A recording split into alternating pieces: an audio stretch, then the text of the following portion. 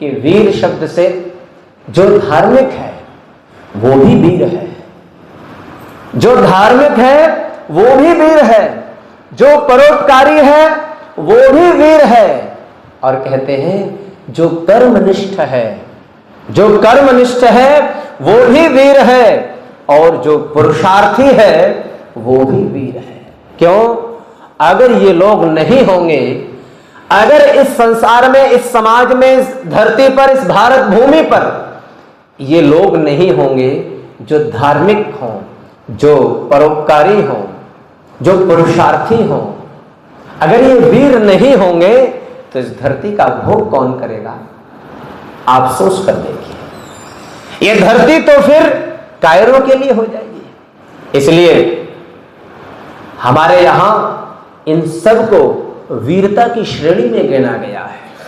और एक बहुत बढ़िया एक श्लोक आता है कि पुरुषार्थ जो है वो महान वीरता का सूचक है, इसलिए जो पुरुषार्थी है वो वीर है। और पुरुषार्थी के लिए इस धरा का, इस भूमि का भोग की बात कही गई है। भोग से तात्पर्य कोई बुरा अर्थ नहीं है। कई लोगों के मन में ऐसा आ जाता है कि भोग का अर्थ कोई बुरा है। नहीं नहीं नहीं, नहीं। भोग का अर्थ है प्रकृति का सदुपयोग, प्रकृति का सदुपयोग। ये जो संसार परमात्मा ने बनाया है, कहते हैं ना, इसका भोग है। ये सब सदुपयोग करने का नाम भोग है। हम उसका अच्छे से प्रयोग करें वो भोग है। श्लोक में बोल रहा था, उद्यमेन ही सिद्ध्यन्ति कार्याणीना मनोरथै, नहीं सुप्तस्य सिंहस्य प्रविशन्ति मुखे मृगा।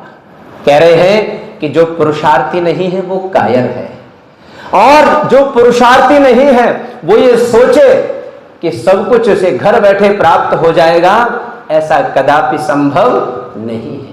इसलिए श्लोक में कह रहे हैं नीतिकार कि उद्यमेन ही सिद्ध्यन्ति कार्याणि न मनोरथी। केवल मन में सोच लेने से हमारे जीवन के कार्य पूरे नहीं होते। क्या हम ऐसा सोच लें कि ये काम हो जाए, तो कभी नहीं होता। जिस मनोरथ को, उस कार्य को करने के लिए क्या करना है? उद्यम करना है, पुरुषार्थ करना है, परिश्रम करना है। और कहते हैं कि जो परिश्रम करता है, जो पुरुषार्थ करता है, कहते हैं वही वीर है।